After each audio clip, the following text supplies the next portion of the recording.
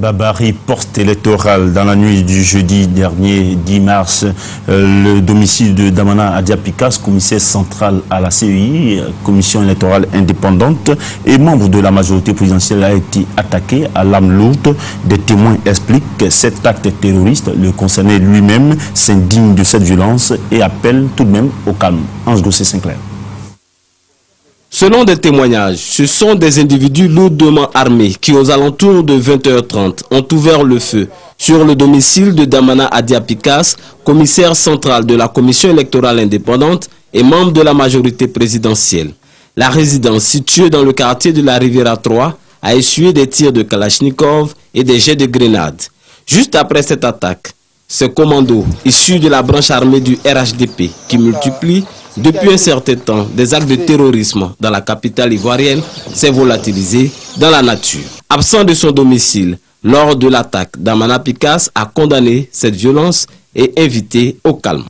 Eu égard à la dangerosité de l'arme employée, ça aurait pu causer beaucoup de dégâts. Je voudrais remercier tous les jeunes qui, de façon spontanée, sont venus devant la résidence pour voir ce qui s'est passé. Je voudrais vraiment les saluer, les remercier. Mais ce qui me désole un peu, c'est que ce soit un domicile privé qui soit attaqué. Voilà, ce soit une résidence qui soit attaquée.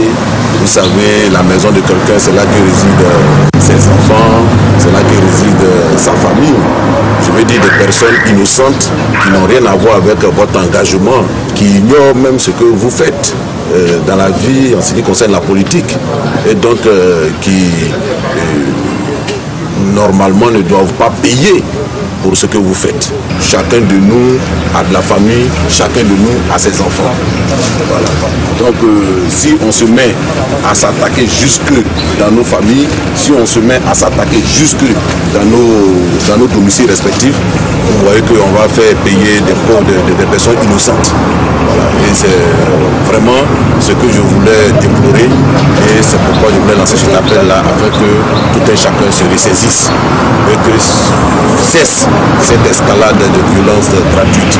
Parce qu'en attaquant mon domicile, ça peut me donner des idées aussi. Ça peut me donner des idées et on va se retrouver dans des situations que nul ne pourra contrôler.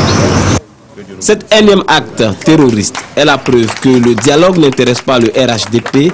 Seul argument de cette formation politique, la violence pour imposer aux Ivoiriens son menton.